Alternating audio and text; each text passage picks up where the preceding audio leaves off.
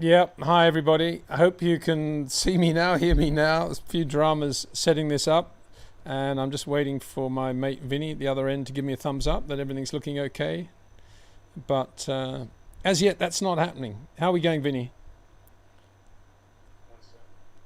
Yeah, few glitches today. Just simple. No good. It's not showing you live yet. No. Shows here I'm live for 44 seconds on my channel, on my YouTube channel. But something not coming out. Just give me 2 seconds. Yeah. Just check on YouTube.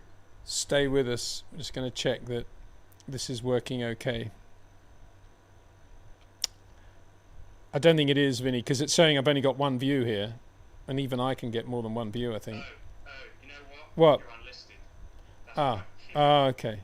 So edit. All right, I'll just go straight into it then, shall I? Okay. That's all right. Don't worry. Okay, no Public. That will be sorted. It'll go straight live now when I press public, right? I don't need to do an intro or anything, correct? Right.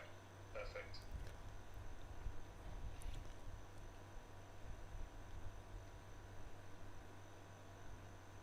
Hello, everybody. Apologies for all these dramas. You probably haven't been seeing anything that's been going on, but we've had a few dramas, and thanks to my technical team, we've got it all sorted out now. All to do with, I don't know what it's to do with, really. I mean, I've got about 5 YouTube channels, and for some reason it was linked into the wrong YouTube channel. Then the date and time seemed to be wrong. Then we couldn't get the chat box to work. And now it's all perfect. Yeah, right. Anyway, welcome to the live stream. It's it's good to be with you. I've got, obviously it's a slightly different time to normal, and normally we go out in the morning, have been going out in the morning, and I'm still going to do that. I'm going to start doing some evening ones as well. Maybe not quite as long as I did them, but do more of them. Maybe not for quite as long as we did. That's the general plan going forward. It's all good intentions. Whether we actually pull that off is another matter, of course. But I've still got one more hurdle to go through, which is to make sure that the chat box thing is working and I can see what you guys want to talk about. And to do that, I'm going to go to the first one, and then I'm going to see if I can bring the chat box up on, just so I can see what we're doing. You know, it sounds a bit complicated, but it's not that yeah, there we go. So the first one is from Sarosh Soman, who's one of our regulars. Hi, Sarosh. Thanks so much for everybody. Thank you. If you haven't walked away and you're still there, thank you for bearing with me. It's not always easy, is it? But then again, as I keep saying, I remember Sky and the BBC and ABC and Speed TV. All of us, over the years, many eras, and here we are, finally there. Hi, Peter. I thought Leclerc was fantastic in the race. It felt to me that all he was focused on was driving the race without any emotions and just trusting his talent. Defending Max in the wet was fantastic. Yeah, absolutely brilliant. And, you know, I've kind of gone along with the whole bandwagon of that he does make too many mistakes. And, of course, he has made a lot of mistakes, sometimes in crucial moments of a race.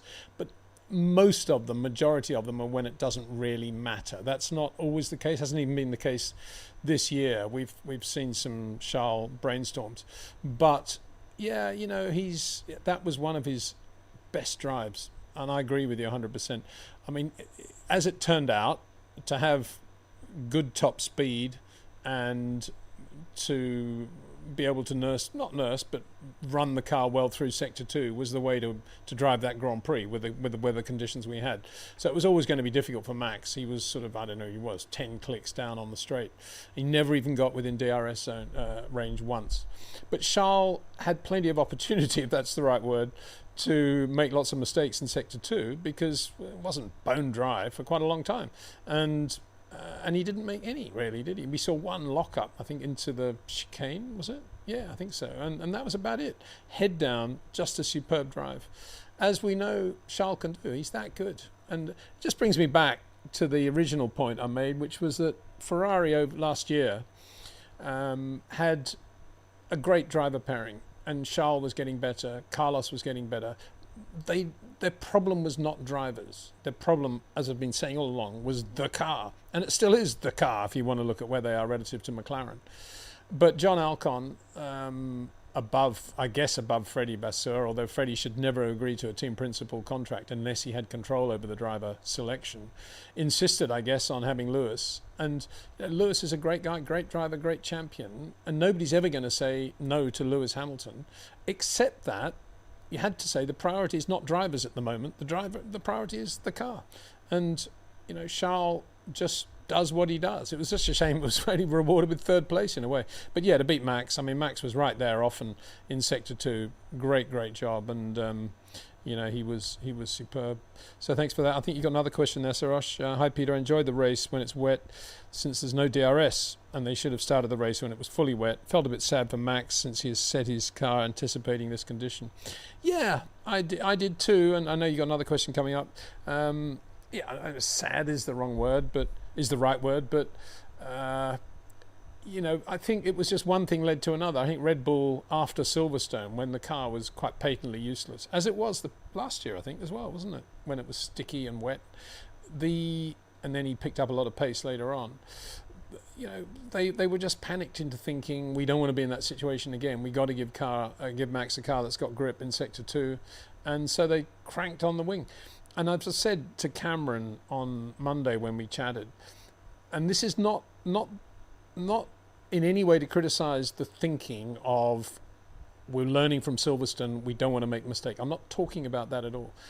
A completely different subject is how wet does it have to be before the FIA and the race director says we're not going to race? And we never got to that point at Silverstone. That was never, ever going to be an issue. It was always going to be a damp track, rolling start, all the rest of it that we had. Spa, completely different. A very different circuit with a lot more opportunity for things to go wrong in the wet for a start. B, lots of trees, lots of canyons that keep the spray and the mist above the cars, making visibility much worse than it would ever be at Silverstone. And C, a poor record at Spa for injuries and accidents, particularly in poor weather. And D, the changeable weather as well, and how sudden rainfall can appear over the Ardennes forest. And I made the point to Cameron that if, of all the team principals in the pit lane, the one that you would think would be most in tune with the way the FIA and the race director were going to think would be Laurent Mekies, because he's worked for the FIA quite recently for at least 2 years on the safety side. So he should be completely in sync with the way they were thinking and the way it could go. And I find it strange. I suppose I'm not going to say extraordinary because that's a bit over the top, but I find it strange that when Red Bull, obviously on Saturday night, were thinking, right, this is or whatever it was before qualifying, we're going to be. We don't want to go where we went at Silverstone. We're going to run this much wing. And one of the engineers for sure would have said, well, if we run that much wing, you realise how slow he's going to be on the straight. Yeah, but anyway, we need to give him the grip in Sector 2. At that moment, Laurent Mekies really should have been saying, well, there's one other factor here. If it's going to be as wet as you guys think it's going to be, to the point where we're running that much wing, they probably won't even race anyway. They'll probably stop the race. So don't be too over the top with your wing settings. But I guess he was either overruled or that conversation never happened. And if that conversation never happened, then I would be astonished, because it should have. There's a guy with that pedigree, should be able to have some idea of where they're going to go in those sorts of conditions. And obviously nobody knew exactly how wet it was going to be, but certainly on my phone there was a big storm cloud with lightning and lots of rain coming down from about midnight Saturday night, certainly 3 o'clock local time Sunday morning. So I'm amazed that Red Bull did put that much wing on the car and didn't, through the Mekies connection with the FIA, didn't anticipate in any way that the race would be held up for 1 hour 20 minutes or whatever it was. To the point where they didn't even have a standing start, which was very annoying. I thought they'd got over that, and okay, if it's now dry enough to be able to race, at least we're going to have a standing start for the fans. And they didn't even do that. I think they wanted to just get the track as dry as possible behind that, lumbering Vantage safety car. But I don't know. Can they not still do that and then pull up and do a standing start? Or has it got to be a rolling start if they're doing that? I don't know. If they're doing more than one pace lap. I don't know the regs there. I should do, I suppose. Sarosh Soman says, Peter, what are Leclerc's options if the Ferrari doesn't deliver next year, in your opinion? He's been stuck with the third best team for far too long. I think he deserves to be in a championship team. Well, yeah. I mean, I put my hand up. I've been a Leclerc fan for a long time, going back to GP, well, certainly GP2, F2. I don't know if it was F2. I guess it was. And I went all the way to Jerez to watch him clinch his championship and get the T-shirt signed, the Prema T-shirt. You know, I've massively been into Leclerc for a long time. And, you know, I think he's in a similar situation to all the drivers, all the top drivers. Nobody knows how the 26 cars are going to be. It's a completely new power unit. And to some extent, it's a new car. Obviously, there'll be a little bit of overlap, but we've got the active aero and all that stuff. And not as much ground effect. So it could be that Ferrari actually have a brilliant car next year and Leclerc could win the championship. Equally, it could be a horrendous car. Ferrari got no idea how to do the power unit with 50% electrification and the chassis is useless with no downforce. It could be that. But nobody knows. And so there's no point in even thinking beyond mid-26 if you're a guy as good as Charles or Max, because you've got to see where everybody is. And then there'll be a scramble. If one team has a massive advantage over everybody else, and it could be Aston Martin, of course, with Adrian Newey's new car, with Fernando Alonso, I guess, at the wheel, then there'll be a scramble around that. And that'll be a difficult one, won't it? Because if Fernando is going incredibly well and going to win a championship, winning races, there's no way he's going to leave for 27 anyway. So there'll be no room for a Max or a Charles there.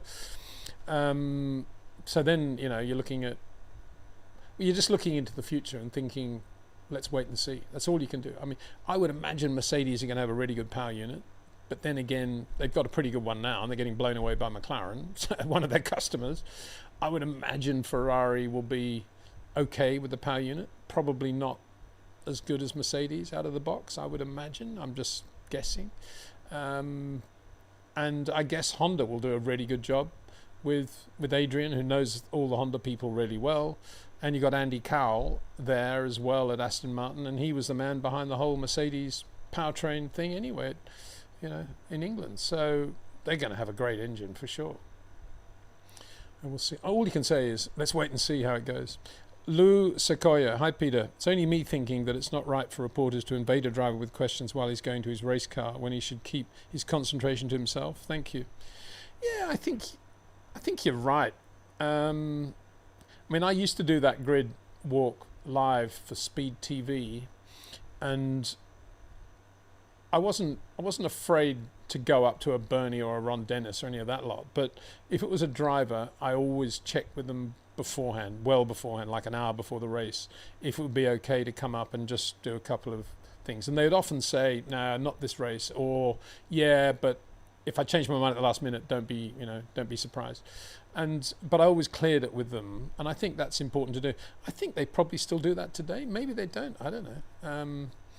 But my style of questioning is actually to try to have a conversation and to see what they're thinking about at that moment, rather than to go with pre-rehearsed questions. And even if they answer the first question, you still have to ask the second question because the box tells you to do it, the tick box, even though they've just given the answer, which seems to happen 90% of the time with the interviewers today. But, I'd go up to Fernando, and I know Fernando always loves talking about the first corner, so I always used to say to him, say left or right, outside, inside, Fernando, what do you reckon? Is he going to make a good start? And he used to love those sorts of conversations, and he could do that.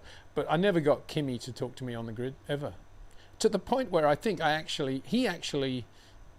actually cost him a result once. I'm pleased to say. I'm talking about Kimi Räikkönen now. I think it was '07 Fuji in the wet, and it was one of the first times that the FIA said everybody must start on, I guess it was intermediates, or maybe it was wets. I can't remember which it was. It was one or the other. And this came through. I heard it on my headset, and we were getting it through race control. And I was on the grid with all my stuff, and I went round to the Ferrari, Kimi's thing, and I was about to say to anybody that I could talk to, whether it would be his engineer or Kimi, what do you think about this? Because you're on intermediates and you got to start on wets now, or vice versa. Because I can't remember which one it was. But they just shooed me away, and Kimi shooed me away. And he started on the wrong tyres and got a penalty. So I was pleased about that. We had a laugh about it later on. But yeah, DC was always very good to talk to. David Coulthard, he was always very articulate. Mika Hakkinen never really... Mika always stayed in the car anyway. Jacques Villeneuve always used to stay in the car. Never got out at all. And that led me, once I started doing a lot of this YouTube stuff, that led me to say, I think it's completely wrong that these drivers are allowed to just sit in the car and do nothing when the national anthem of the country is being played and nobody pays any attention to it. And everybody should take off their caps and stand to attention. And now everybody takes it for granted. Oh yeah, you know, it's the formal thing at the start. They all walk to the front and they play the anthem and they all stand to attention, or sort of. But you know, they didn't for a long time. And I used to push Bernie really hard to do that. And he said, nah, load of old rubbish, get away. And so, you know, I'm pleased to see that does happen. AB says, only respect for you, Peter. It was mighty impressive from Leclerc to keep Max behind for 44 laps. I'm pretty sure any other driver on the grid, in place of him and Max overtaking that Ferrari. Yeah, I think, yeah, it was a great drive. But I'm not surprised. I mean, Charles is Charles. He's really good. And I suspect Max knew that when, after about 3 laps, when he knew even in the wet he wasn't going to be able to get within, well, they didn't have DRS, but he wasn't even able to get in towing range, that it was all over unless there was some glitch. So, and he wasn't even near enough. Well, he was near enough to put pressure on Charles, but yeah, you know, Charles was just in a zone, drove really well. I think Max drove as well as he could drive in that car, but it must have been unbelievably frustrating for him. And the interesting thing is, actually, looking at it back 2 days, benefit of 2 days hindsight, is how Max's front tyres went off in the last 3 laps with a better handling, better gripped car through Sector 2. And yet Charles his tyres weren't great, but they didn't go off any more than Max's. And you would have thought the one possibility for Max would be if Charles' tyres went away, and he did lose a lot of grip for Sector 2, but that never happened. A lot of things didn't happen with the tyres that they expected, actually, particularly the hard versus the medium with Lando. I mean, looking back at that choice for hard tyres, as I said with Cameron, you know, it's very, very easy to say mistakes from Lando. To me, really, the mistake was offering him the hard tyre, because the minute they did that, I think Lando felt, I've got a different setup to Oscar now, and I can drive a different race, and if he has a problem with the mediums, which for sure he will, I can win this race. And you know, I think when you've got 2 drivers who are fighting closely with one another, and one of them goes on a different strategy with different tyres, there's a psychological thing that comes in there as well. And from Oscar's point of view, that was great news for him, because he knew then that all he had to do was keep the gap around 5-6 seconds, and it was more than that most of the time, and then just nurse the tyres to the finish. He won the race, no problem at all. And that's exactly what happened. And then he put pressure on Lando to have to go right on the edge of the hard tyre. And of course the problem was that the hard tyre in Spa was much harder relative to the medium than it normally is at all the other races. It was the hardest, it was the biggest gap between hard and medium for at least 2 years, I think, in Formula One, reading the Pirelli thing. And for that hard tyre to work, even on a McLaren, it had to be, you know, the sun had to be shining. And when the clouds came over again, about 15 minutes, 20 minutes before the end of the race, the hard tyre lost it. And that's where Lando lost any chance of winning. And obviously mistakes came into it as well. So I think, I don't know, you know, did McLaren make a mistake in offering that to Lando, even thinking that way? Or were they thinking, we got 2 race-winning cars here, let's go for the split options because we don't know how it's going to go. As a team, that's a great thing to do. Or did they think it's going to be good for Lando's morale to be on different tyres to Oscar, because if he's on the same tyres, he's going to get down if he gets blown away. And well, let's give him a lift by giving him the hard tyre opportunity. It could have been any of those. It probably was a combination of all of them. Bit over the top complication, really, wasn't it? AB again. It's high time Leclerc stops being a good boy at Ferrari and takes a few risks and maybe thinks about Red Bull or Aston with Newey. Oscar already matched his win numbers. He needs to get out of his comfort zone. Well, I don't think he's there because he just wants to be in a comfort zone. I mean, if you look at it, I mean, what offers has he turned down? What opportunities have there been in the last 3 years that he could have taken and hasn't? He's always been on relatively long contracts, Ferrari contracts, when other opportunities have emerged.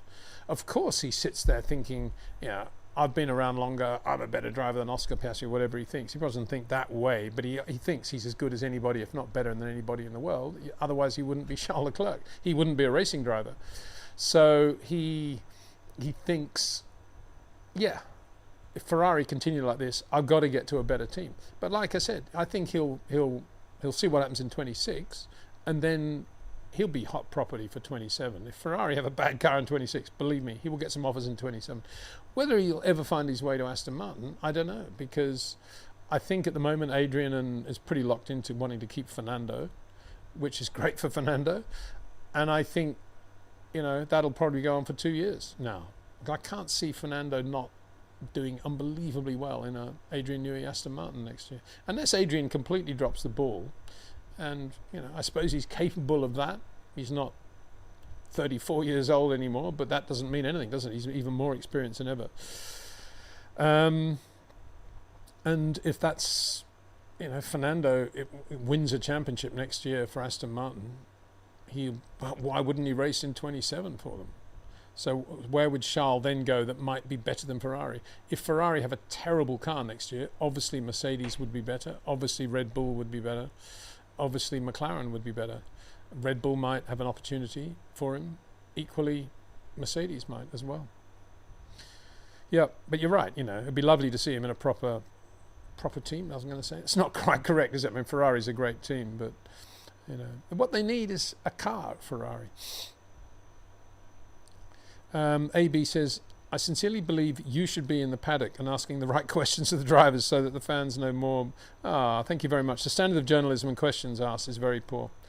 Well, yeah, I don't tend to have the sound up. I'm lucky enough to be able to have the track FX, just the ambient on. So I love listening to the engine noise, bit of the chat going on in the background and all the team radio. That's what I listen to. So I don't really, occasionally, if I see a driver's being interviewed, I kind of wait until he's talking and turn it up. And then to my astonishment, he's saying the same thing twice because interviewers managed to ask the same question twice. And he's saying, well, as I've already said. Yeah, as I say, for me, good interviewing is just chatting and getting the mood and the feel of the driver at that moment. And I have to say, you know, when I was doing live TV and, I don't know, Michael, whatever, the engine blows up 3 laps to the end of the race and he's coming back into the paddock area, the director's on your headset saying, go and talk to him. And I have to say at that moment, I thought, no, I don't want to capture this moment because the moment is he's got his helmet on, he doesn't want to talk, and he's going through the paddock. And what's he got to say anyway? We know what he's going to say. And so I never liked doing that, he's coming back in now, he must be so angry, go and talk to him. That's ludicrous. But all the other stuff, whether it be chatting by the car park behind the paddock area, by their road cars, or as they're coming into the track in the morning or on the grid, yeah, I love doing that. And I'd love to do some more, but equally, you know, there's a new generation out there all doing their thing, so there you go. Lee Kambanga, I just saw a caption saying Peter believes Max would struggle to beat Piastri in the same car. Is that true? You have more experience than me, but I think that's a statement of the season for me. No, I didn't say that at all. I just said of all the drivers in the other car that would make Max think and get his attention, it would be Oscar Piastri. That's what I said. I was basically saying how good Oscar was and why Lando's looking, you know, pretty battle scarred alongside him. I was just saying how good he was. I said even Max, if Max had him alongside, would have to take him very seriously as another driver that he had to beat. He wouldn't be, in other words, just a number 2 rollover like Sergio Perez or Yuki Tsunoda or Liam Lawson or, you know, any of the others, Daniel Ricciardo even. That's what I said. So it's kind of been taken out of a misquote and taken out of context. So I think that's wrong. I think a straight fight, I've always said Max is a better driver and he's a short corner driver. Oscar isn't. He tends to go there some ways, but overall Max is, you know, another class. in terms of being a short corner driver, I'm not saying another class over Oscar Piastri. He's in another class of the way they drive, and because that, if you perfect short corner driving, extending the straight in, extending the straight out, with a not worrying about your minimum speed, just getting the rotation perfect, as Max often, I'd say, does 99% of the time. You've got a much bigger footprint also to handle the variables. That is the way Max Verstappen drives, and that's the way Charles Leclerc drives. That's the way how he finished third at Spa. A lot of people saying how great he drove. Well, that's one of the reasons. He's a short corner driver with all that finesse that comes with it, and that massively large space that he can operate in, relatively speaking, compared with, say, a Carlos Sainz or a Liam Lawson, who's always on the edge, or a Yuki Tsunoda, because they're turning in a little bit later, and they're all to do with when they can get the power on, how late they can brake, when they can get the power on, and getting it on as soon as possible, and then touching the exit curb. With a Max or a Charles, it's all about manipulating the car down to the rotation point, having extended the straight. That's where they've got their advantage. Then they've just got to get the car rotated perfectly, and then they've got their straight line exit. It sounds very simple, but to do that requires unbelievable finesse and coordination, and that's what Max has, that's what Charles has, and that's what Lewis in his great days prior to Abu Dhabi 21 had, and which he's kind of getting back a little bit now. I'd say he's about 40% back to where he was at Abu Dhabi 21, but that's better than being 10% back, which is where he was last year. So yeah, Lee Kambanga, do you think some decisions being made by the FAA are to benefit certain teams or drivers at the moment? I really think the majority of the fans are not happy, especially with the wet race situation. Well, Lee, I think the field was probably split 50-50 in terms of those who wanted to race because they had a lot of downforce on the car, and those who didn't because they didn't have much downforce and were hoping that the track would dry. So the FIA would have known that, and they would have known what wing settings everybody had, but if they didn't, they should have from Parc Ferme. And so I don't think they're thinking, oh, let's really hurt Red Bull here and we'll really hold the race up. I think, as I said in my video after the race, I think it's just all massive conservatism over not wanting anything to go wrong again.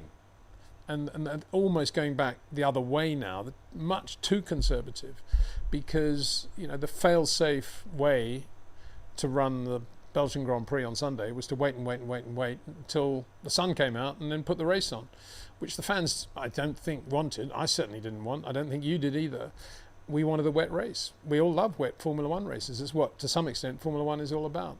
But I think after Abu Dhabi 21 and everything had happened and the whole new regime we have there now in race control, I think their policy is incredibly conservative.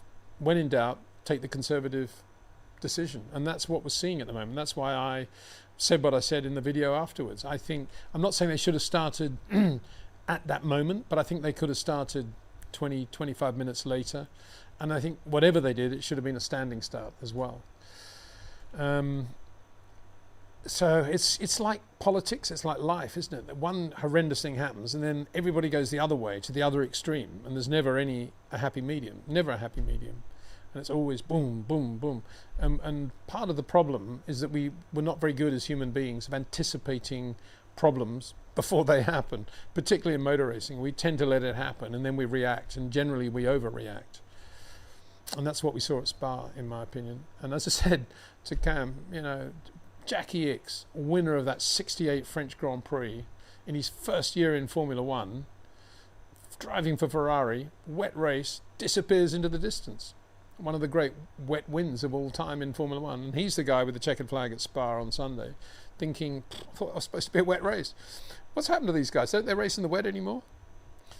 Lee Kambanga, and last point, he says, I see, even with the broadcasting, it favours certain drivers. I can tell you that even the new fans are now complaining about these things. Formula One is being manipulated by the people in charge. Yeah, well, I've been fairly critical. I'm probably the only person out there of the Vantage safety car and how wallowy that looked, leading in the very wet conditions, leading the cars around.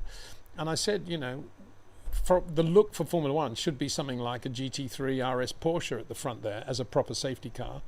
you know, and Bernd Mailander would have different reports on the track conditions if he was in a Porsche compared with that thing, which was rolling all over the place. And you know, I think that's an example of we've got to have Aston Martin because they're paying us a fortune to have that car there, and that's to me that's wrong, because what car you have as a safety car is really important in Formula One, very important, particularly in the wet. And we've gone down that road before, haven't we? And there's no reason why they shouldn't have a Porsche, because Porsche are part of the Formula One group. You know, we have the Super Cup races over the Grand Prix weekends. And the problem is, of course, Porsche don't want to give F1 a lot of money for the safety car. That's the difference. Porsche are very good at not wasting money. That's why they didn't do that engine for Red Bull a couple of years ago, because they never intended to do an engine unless it was fully paid for by somebody else. That's the way Porsche operate for customers, if you like. And Red Bull always assumed that if they got enough energy behind the whole thing, that Porsche would probably pay 50% of the money, or maybe even more. Porsche said, forget it, ain't going to do it. If you want to pay the full budget, we'll do it. And so that never happened. And it's a bit like that with the safety car, I'm sure. You know, I would imagine the discussions are held with Porsche, and they say, yeah, we can do a great car, be a really quick car, be perfect, we'll have all this, we'll have all that, and it'll cost X amount. And they say, well, on the contrary, we're going to ask you how much you wanted to pay us for the privilege of having the safety car, and then the whole thing would have just disappeared. So I think there's quite a lot of that. And you're saying broadcasting favours certain drivers. I can't speak to any of that because, as I say, I don't really listen to anything they're saying. And the only thing that it really irritates me is about the broadcasting at the moment is that when you've got something like the Max Charles Leclerc battle going on, which isn't wheel to wheel, and it's not touching wheels, and they're not DRSing one another, they're just lining one another up, and obviously Max is pushing incredibly hard in Sector 2, and Charles really making sure he's got a great exit from La Source and going through Eau Rouge. You could do a lot with that battle on television. You could really bring that out with some great graphics to do with all the numbers that they can get from the cars, and you could really tell that story. But instead of focusing on that, they think, oh no, the gap's more than 2 seconds, let's go to look, there's a gap between Ocon and Lawson, we'll go and focus on that, and for 14th place or something, because they think they've constantly got to show whenever there's a battle going on. And I think that's just, I don't know, juvenile, really, to be honest. I mean, it's not cerebral, is it? It's just going for the lowest common denominator, the lowest hanging fruit, instead of explaining to the world how brilliant that battle was between Charles and Max and how well Charles was driving. We didn't get to see that much of it because they only showed us that battle when Max happened to get a little bit nearer on occasion. So that's my main criticism, because they've got, like everybody now, they can see all the gaps, and as soon as they see somebody's in DRS range, they immediately cut to that. Oh, there might be an overtake. Yeah, it's all a bit banal, isn't it? Sarosh Soman. Hi Peter, on the philosophy of short corners to life, short corners are trying to be balanced as much as possible with all the four wheels flat. Pretty much what we need in life as well, to be balanced. Well, yeah, well said, and absolutely right. And when you do that, as I said, Max and Charles, when they're doing that really well, as we saw them on Sunday, Charles particularly, they are, because getting all four wheels flat to the road requires finesse and dedication and discipline. Once they're there in that lovely little square, that's when they can play with all these variables and react to them without losing any time. And that's the same as life, isn't it? If we're disciplined and we've got a square footing on life, we're more able to deal with all the things that suddenly come in from left or right, and we've got a center to our life, a core that can keep us, dare I say, on the path or on the straight and narrow. And it's when you're constantly reacting to all these things that are happening in life, and you're all over the place emotionally, that it's very difficult, because things are always going to be there to destabilize you. It's very difficult to keep any sort of direction. And it's a very good analogy, and I thank you for that.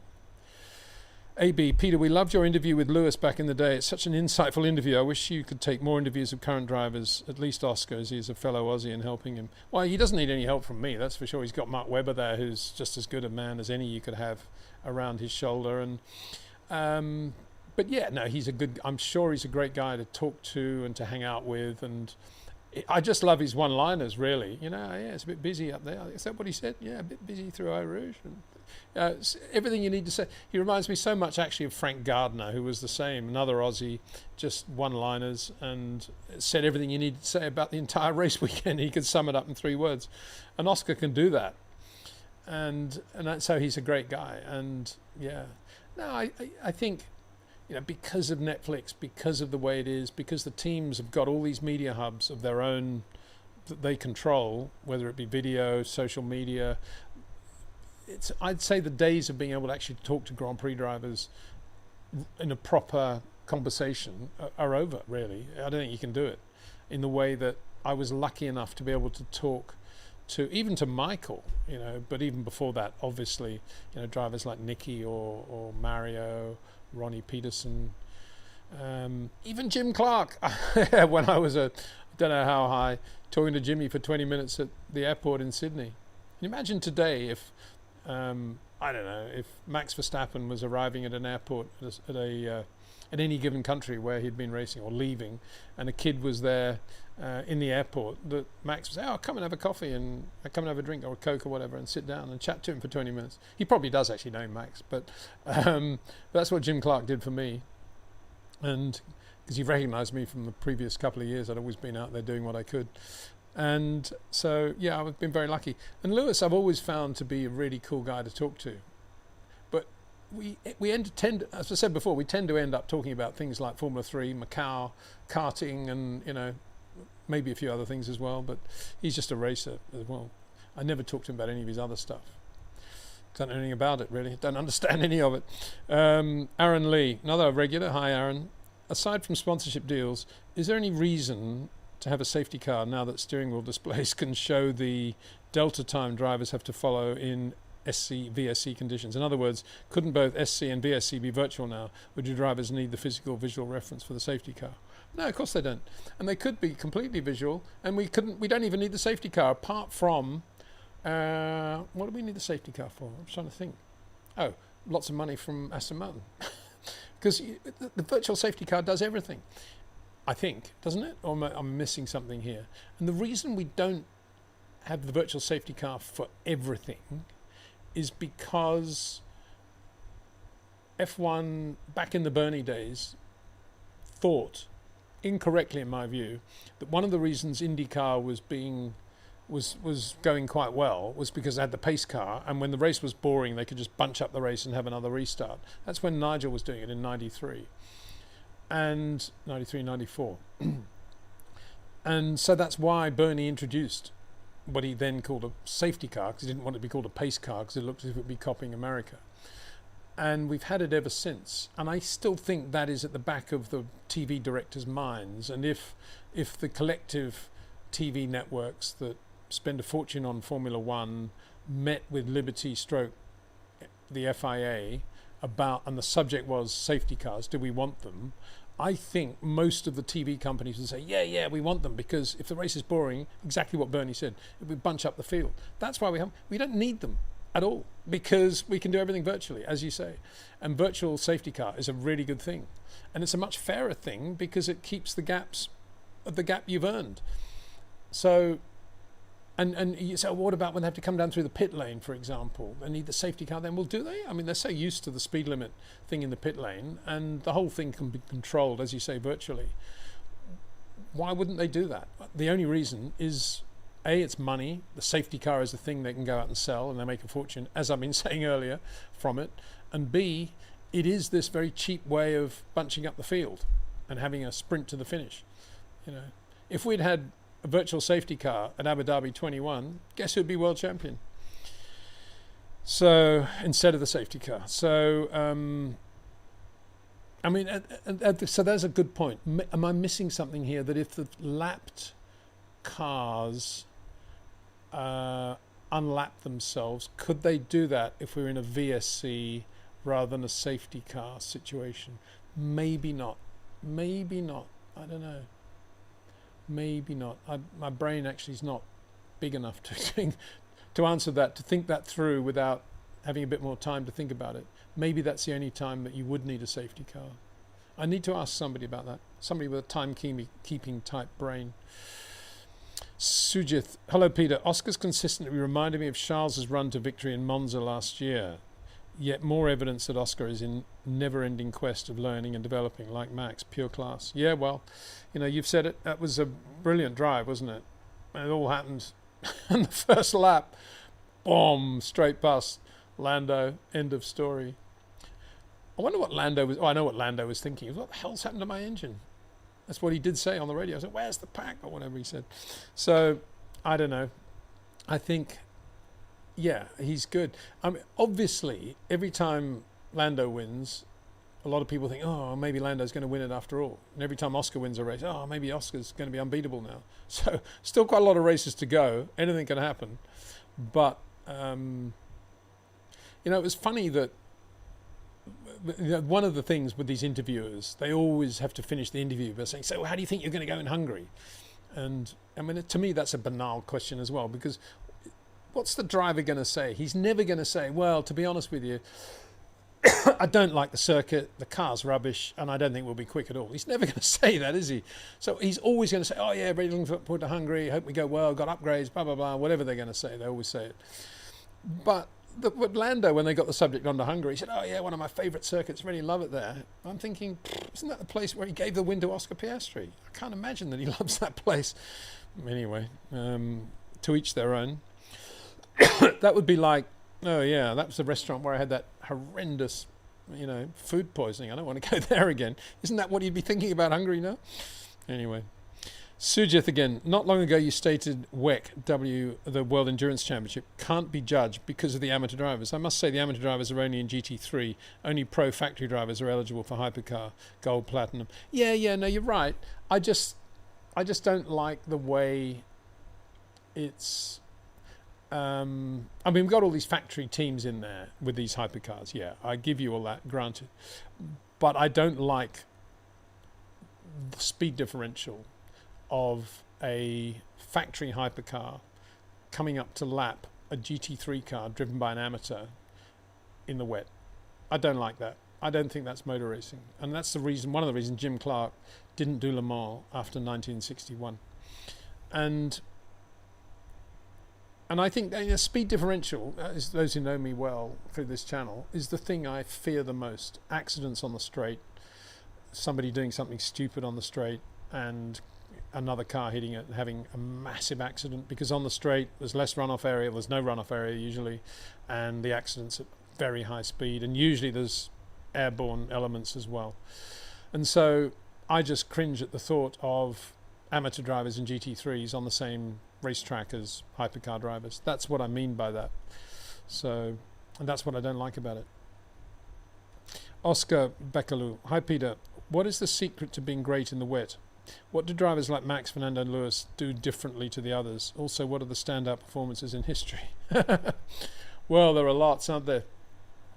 The secret, I mean, funnily enough, I had a really nice email from a gentleman yesterday who was at Alton Park in 1971 for the April Spring Formula One meeting. There weren't many cars there, but the race was won by Pedro Rodriguez in a BRM P160. It was a non-championship race, but he won it.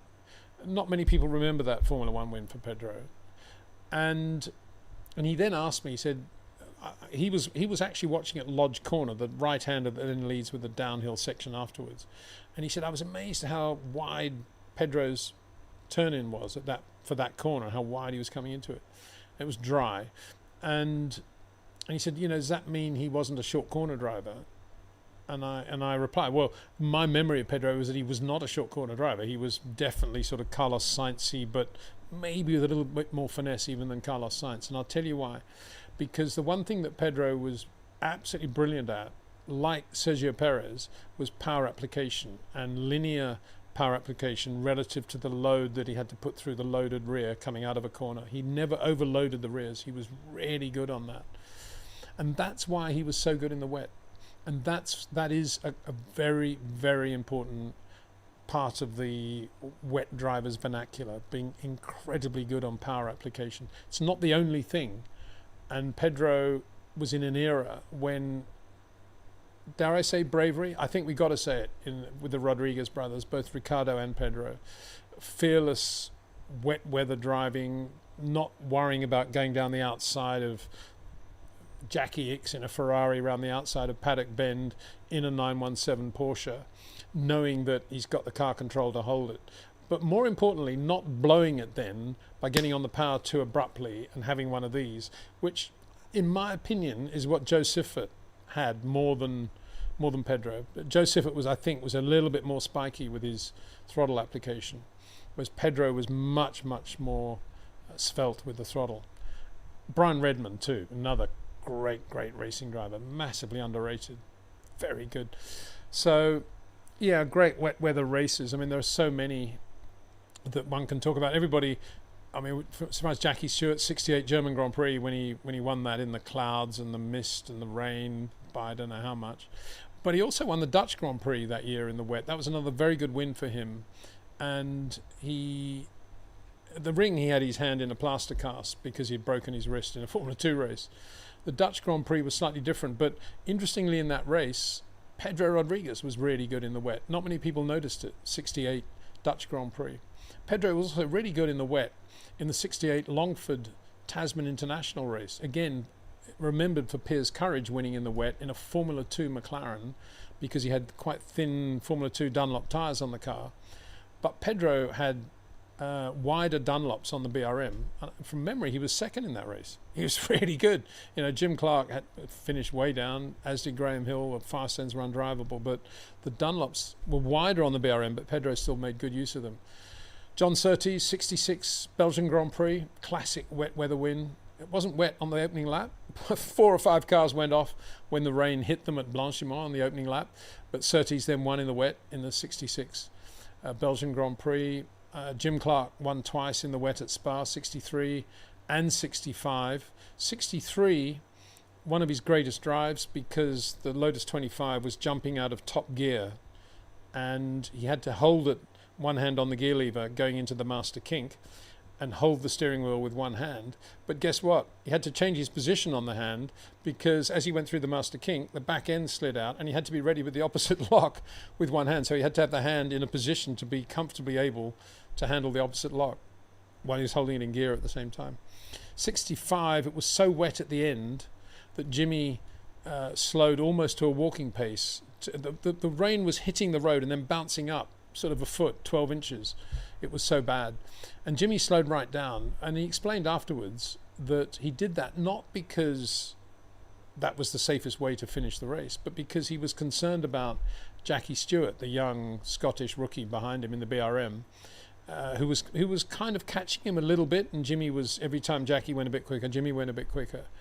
And he started to get concerned for Jackie that he might have a shunt if he continued to be pushing it hard in the rain as it was. And so he backed right off, which was with no radio in those days, which Jackie got the message from and backed off right as well. And they both finished at walking pace. So that was a beautiful little move, wasn't it? Yeah, you know, everybody talks about Ayrton at Portugal and obviously at Donington as well. Portugal 85 for Ayrton, his first win in the Lotus Renault. But not many people talk about Nigel Mansell in that race. It was one of Nigel's best ever Grand Prix drives. He started from the pit lane after having a slight biff on the formation lap, and they managed to get the thing straightened out a little bit, and he started the race from the pit lane and finished 5th, and he was in traffic the whole way, passing cars all the time, in a car that had horrendous throttle lag, and the throttle was like an on-off switch, basically, enough to pitch Keke Rosberg into the guardrail in the sister car coming out of the last corner. Keke, as good as Keke's car control was, he ended up in the guardrail in that car. Nigel finished 5th in that car. Ayrton won it, beautiful win in the wet, but he did have a pretty clear track most of the way. So for me, that's 85 Portuguese Grand Prix is always, I always think of how well Nigel drove in that race in the wet. Keke Rosberg, speaking of Keke, 78 Daily Express International at Silverstone in the Ralt. Yeah, I think it was a Ralt, wasn't it? Theodore Racing. won the race. Unbelievable. I remember I was there and I was chatting to him afterwards, and he said, "Oh yeah, I was just looking at the tracks of the cars that had been around in front of me and just following those tracks. Now you could go a little bit quicker because they'd dispersed the water a little bit and won the race." Theodore it was, yeah. Amazing drive by Keke, showing his car control, which we all knew about then anyway from Super B, but that really put Keke on the map. Lewis has had several good races in the wet. Brazil, Fuji, Silverstone. Yeah, we know how good Lewis is in the wet. Rubens Barrichello, you know, got to hand it to him for what he did at Silverstone as well, haven't you? In the Ferrari. Michael, yeah, absolutely superb. In the wet, whenever it was there, Michael was always good. Short corners, excellent. Max Verstappen too. Carlos Reutemann, very good in the wet. Never really got to see. Didn't see that many races in his career. But if you think about, Brazil '81, he could have won that race by 5 minutes, but he was not going quickly because there was a political situation with AJ behind him. But he was enough to be. He was, just doing enough just to keep it there, and he won the race. He disobeyed the team orders at the end, but his argument was, well, if you'd told me that I had to try and get a 7-second or a 12 or 15-second lead, I could have done it in 3 laps. And he was right. He could have. Many more. Olivia Panis.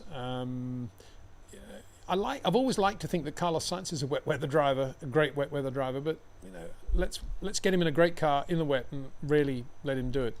But there are many more, and I'm sure there'll be a lot of people offering their examples of great wet races as well. But one I should. And I don't want to forget this one, is Taffy Von Trips, 61, British Grand Prix, Aintree. Absolutely, there's no way they would have raced if that was today, the conditions of that race. There's no way. And it never eased up. And Von Trips won that race, disappeared in the Ferrari Sharknose, was absolutely brilliant. But guess who set fastest lap right at the end? Tony Brooks. Shouldn't forget him either in the wet. Or Sterling Moss, of course. Tony Brooks set fastest lap in a BRM powered by, would you believe, a Coventry Climax engine. The BRM didn't always do their own engines. So yeah, Von Trips in the wet. As good as it gets, really, isn't it? I'm sure Nuvolari was as good as anybody that we've ever seen in the wet as well. Anyway, better move on. We can talk about that all day. I haven't got that much more time either. So, as I say, I'm going to try and do famous last words. I'm going to try and do a live stream again tomorrow morning. So if anybody can do that, time zone wise, and I haven't got to your question, please feel free. AB again, with Max possibly at Merc, possibly. I think he's going to stay at Red Bull, is he not? I think he is. And if it's Max and Russell, and what are your thoughts for the season and who tips and which circuit George can... Well, I mean, George is another guy that would obviously take Max's attention because, yeah, like Oscar Piastri, he's a serious racing driver and he's very, very quick. So, but I don't think that'll happen. I think he's going to stay at Red Bull from what I understand. So, I think Max would have it, but then George has got his knowledge of the team and familiarity with the car and everything else. So that's one reason probably why Max wouldn't go there, I would think. M.A. Khan, Peter, like you, Max was upset about the delay. Do you agree with Max that we are unlikely to see great wet weather races again? Is this Max the last of the great rain masters like Schumi, Mansell, Senna?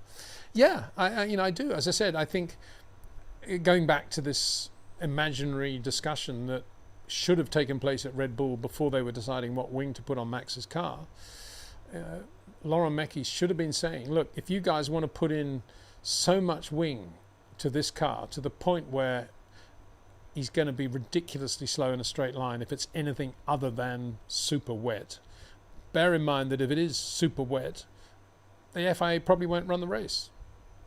Did that conversation happen? Obviously not. But that is the situation.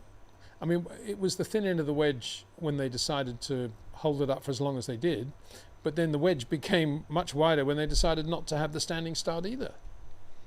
And that to me was, that's a really bad sign. Really bad sign. I think the FIA now may say, well, these were conditions peculiar to Spa, different at other circuits, there's more standing water at Spa or more spray or whatever they might say to justify it. And if this was, I don't know, Abu Dhabi, they wouldn't.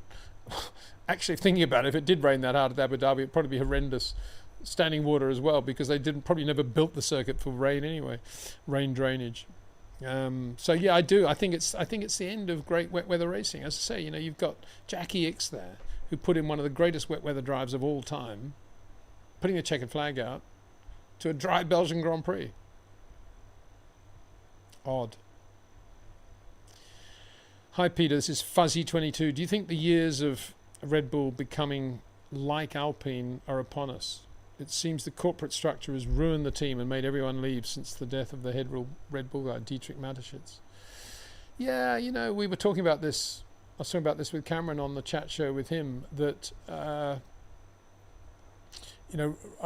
you would imagine, given the enduring legacy of Dietrich Mateschitz, that the people in charge of the Red Bull budget now, Formula One budget or racing budget, and personnel would be doing everything they could to do it exactly the way that Dietrich Mateschitz would want it. That's how I imagined it would have been. But it doesn't seem to be that way. There seems to be people there who want to, it's a different era now. This is more important. That's more important. And I think Christian Horner is probably a victim of that. I imagine if Dietrich Mateschitz was still around, he'd probably still be in that job. I may be wrong, but I imagine he would be. And the Adrian Newey thing obviously was unfortunate. And without Adrian and without some of the other very good people they've had technically now, it's not going to be that easy for them. Although there seems to be a pretty good atmosphere there at the moment. Let's see. All we can say, to be honest, in answer to your question is, let's see what the car's like in 2026. It's all to do with the car. If they produce a car that's really good, actually quite dominant, then we can all say, Red Bull, geniuses, brilliant, back again. Laurent Mecchi, brilliant. We can say all of that.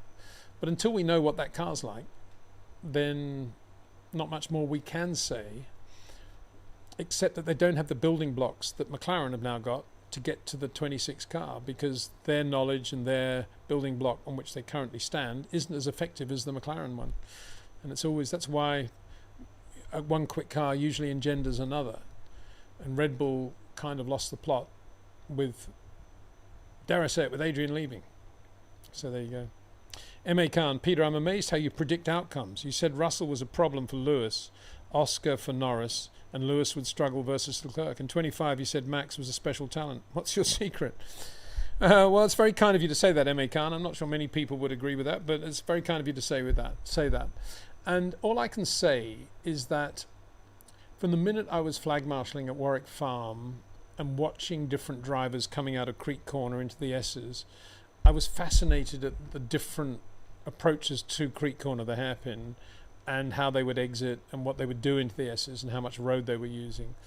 And for some reason, I seemed to be able to see all that quite clearly. And I would say to some of my buddies, it's amazing what Neil Allen's doing there compared with Frank Maddich or whatever. And they say, well, what are you talking about?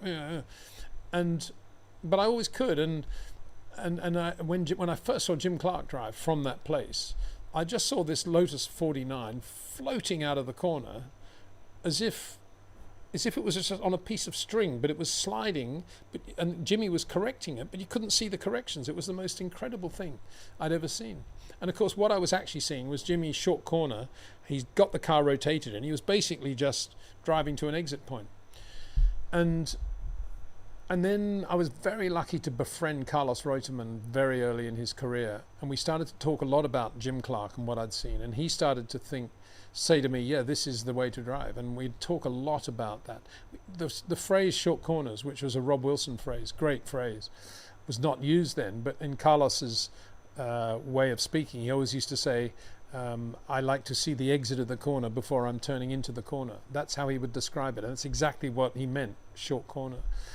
And we used to do that, and Carlos used to send me out on the track when I was a journalist to watch other drivers, what they were doing, what their turn-in point was, how they were getting into the corner, what their steering wheel movements were like, corrections and so forth, where they were changing gear on exit. And I used to do a lot of that for Carlos. And I loved doing it, obviously. And then in the middle of all that, John Thornburn, who used to manage Trevor Taylor, who I got to know quite well because of his Jim Clark connection, rang me. He'd been working with Nigel in '77 when Nigel was racing Formula Ford. Said, Peter, you've got to go and look at Nigel Mansell. He's the best British driver I've seen since Jim Clark. I thought, wow, okay. So I went to see him at Thruxton early '78 in a Formula 3 March that he had rented for 5 races. Then the money ran out. He didn't do any more driving that year. And I watched him out the back at Thruxton. And well, you could never do that today. I actually went round to a marshal's post from memory. I drove around, chatted up the marshal's guy, and just stood behind the barrier there, watching Nigel, knowing it was the place to watch this guy. And I just couldn't believe, it was exactly what I'd been watching with Clark. He would be coming in slightly earlier, unbelievably well balanced and fluid in the way he was driving, no spikes at all, even though it's quite bumpy there. Just incredibly linear in everything he was doing. And I thought, wow, this is amazing. I'd never even met him at that point, so I went back to the paddock, shook hands with him, and we became friends, and I did all I then could to help him get a drive, get sponsorship, and then get him into Formula One. And luckily it all worked out. And I was team manager of the year. He won the title with Williams, so that was a great thing. A wonderful feeling, actually, to have been able to help Nigel and be a part of his career, and then we won a championship together. And then ever since then, I've always, as TV's got better and you get better views and angles, and now we've got more telemetry, it's fascinating to look at the way people drive and to see. You can actually, I don't need to, it sounds glib, but I don't actually need to hear them doing these set piece interviews to understand what their psychology is like and what they're actually like as racing drivers, because you can tell all of that from the body language in the cars and what they're doing on the racetrack. And so that's where we are. And I don't know if I have a talent that's any different from anybody else's, but I'm much more comfortable looking at what drivers are doing one from another than I am looking in the pit lane at whether somebody's got a barge board fence that's 2 centimeters higher than it was in the previous race. That doesn't really interest me at all, and I can't even see it anyway. To me, it's all just white noise. But when it comes to drivers and what they're doing, I just have these alarm bells and things going off all the time when I'm watching what's happening, and I'm thinking, wow, that's interesting. Oh, what's he doing? And then, like for example, after the race, I did the video, and I suddenly thought, you know what? I forgot to look at what Max was doing through turn 14 in qualifying compared with Oscar. We know what Lando did in turn 14, but what did he do compared with Oscar? How was Max taking turn 14 with that more downforce in the Red Bull? So I looked at, that to me, I suddenly thought, wow, that's going to be really fascinating. And it was. Guess what he was doing? Exactly what Lando was doing. He was floating the car in with no brakes or throttle for about the same time as Lando. Now, it's interesting. I'm going to have to end the live stream here, but I'm going to end it just with this one comment. I was actually talking to a current race engineer the other day about this, and he was saying, what do you mean, Peter, he wasn't on the brakes or the throttle? I said, well, I can see it on the telemetry, and actually you can see it on the car. It's just settling the car beautifully. He said, no, it's complete rubbish. There's no way any racing driver at the moment is either not on the throttle or not on the brakes. Sorry, is either on the throttle or on the brakes. No driver would ever be off both at any moment. And I said, well, okay, you're getting your telemetry GPS, we're getting it, whatever we're getting it from, I don't know, somewhere, but it's pretty accurate. It's absolutely perfect to the lap time. It's absolutely perfect to the position where they are on the corner. And that's what it looks like to me. So I'm going to stick with that. And to me, that's what was going on. Lando and Max had that feel. So when people say, oh, Peter, you're much too into Lando, he does something on those corners that's really nice. And it was no surprise to me that Oscar said, yeah, he went in too quickly into 14, because that's his way of going quicker, is just to go in a little bit quicker. Whereas Lando's way is to go in a little bit quicker, but then just to come out of everything and let the car do the work. And that's very nice to see. And turn 14 is a good place to do that. And that's exactly what Max was doing. So it had to be right, in my opinion. So there we are. I'm going to do another live stream tomorrow morning. I've said it now. I'm not exactly sure the time, probably 11 CET. So all those that we didn't get to, apologies. But please, if you can join us, do. And I might even try and do another one in the evening. I really enjoy doing this and chatting to everybody and getting your thoughts. So thank you very much for bearing with me at the beginning of this live stream, because it was a real mess. Well, from my end, it was a real mess. I don't know whether it actually was, because you probably just saw nothing, and then suddenly I appeared 20 minutes late or whatever, but I hope it wasn't too bad. But thanks for indulging me, and thanks for watching. Big thanks to Jetcraft, to OEM Exclusive, to TrackNinja, and to REC Watches, our partners on this channel who make this channel what it is. Great to have them on board. And if you haven't looked at the description below the videos to see what they do and how they work, and definitely to see if you can order one of the great REC watches with a discount, please do so below this video. And with that note, take care, have a good day, have a good evening if that's where you are, and see you tomorrow.